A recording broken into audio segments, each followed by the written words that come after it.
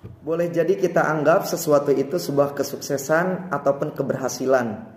Padahal Allah sangat maha begitu tahu bahwa apa yang kita lakukan itu adalah sangat dosa.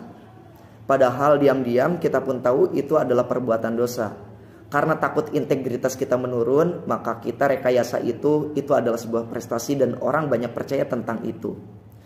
Ketika ujian dibukakan ijabah doa-doa duniawi, dikayakan materi, minta tambah periode jabatan, ingin dipesankan kedudukan, digila-gila gelar kehormatan, berbarisnya gelar-gelar akademis ataupun gelar-gelar keluhuran, bahkan ingin jadi titipan jalur ringkas. Ternyata itu berat sekali dan kita akan merasa tidak siap ketika kita melaksanakannya. Tentunya maksudnya yang lebih dekat dengan sifat munafik. Jadi kita nggak jujur sama diri sendiri. Nah, pertanyaannya, apakah jika semua doa-doa diijabah, dikabulkan, kita makin jujur nggak pada diri sendiri? Atau malah justru makin tidak jujur terhadap diri sendiri? Ada hak-hak orang lain diserobot. Sebab apa? Sebab melambat hutang. Ulah apa? Ulah kita sendiri. Kita menganggap potongan ini bagian daripada kewajiban. Padahal bukan. Itu ulah kita sendiri. Dana yang harus turun itu sebetulnya 100%. Nah, orang yang berhak menerimanya ini malah dikurut, menerima sebagian daripada hasil kurudan itu. Namun ketika kita menolak, apalah daya, atau tidak diambil, pelan-pelan kita diancam, dipermasalahkan, seakan-akan kita bermasalah. Tentunya ancaman itu dengan cara-cara yang terang-terangan ataupun ancaman yang begitu cantik. Gak kelihatan ngancam tapi itu ngancam. Nah, ada waktu-waktu tertentu saat ada hinaan, direndahkan, atau segala sesuatu yang tidak cocok dengan hati, dengan jalan halal. Maksudnya adalah ini peringatan bagi kita, cuman kita gak ngeh aja. Ini menjadikan kita gak klik bahwa ini datangnya dari Allah, yang membuat kita kembali kepada Allah. Nah, justru yang seperti ini adalah bagian daripada karunia yang sangat luar biasa. Kita diingetin Allah, kita jadi punya cermin, dan bahkan kita jadi punya rem untuk tidak melakukan itu dan belajar untuk menutup itu, menutup aib-aib itu. Ujian kemasyhuran, popularitas bisa jadi musibah, juga bisa jadi berkah.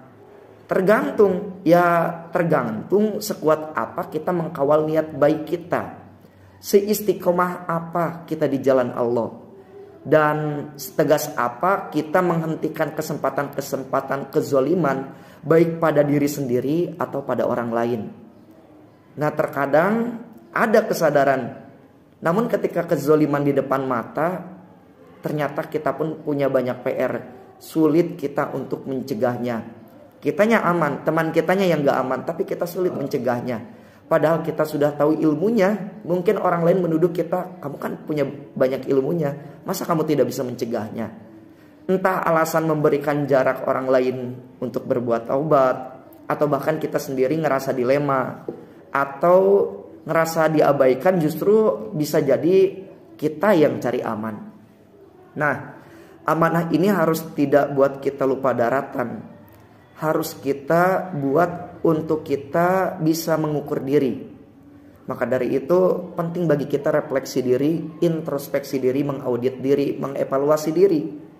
Dari berbagai macam kejadian, jatuh bangunnya kita kadang refleks, apakah wajah kita ini wajah ahli surga, atau justru wajah kita ini wajah ahli neraka.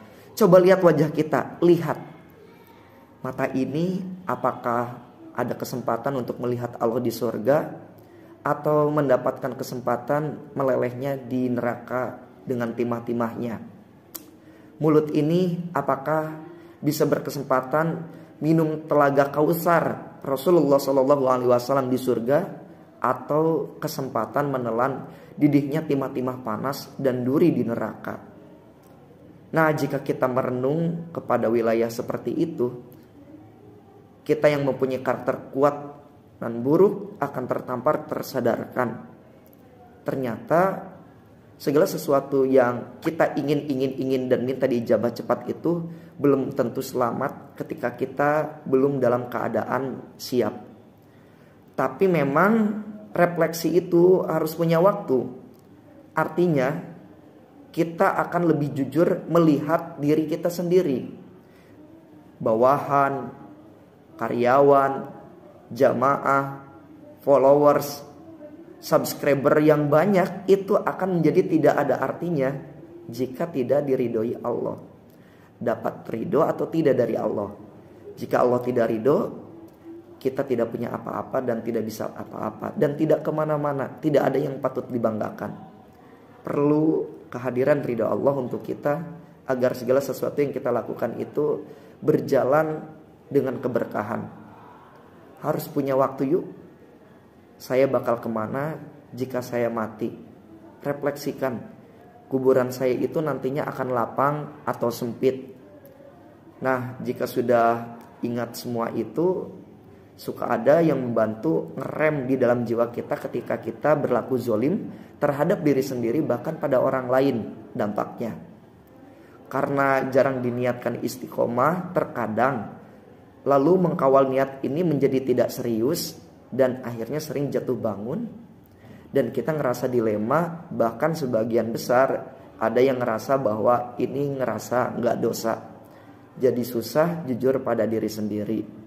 Yuk kita luangkan diri untuk merenung, refleksi, berkontemplasi untuk jujur pada diri sendiri.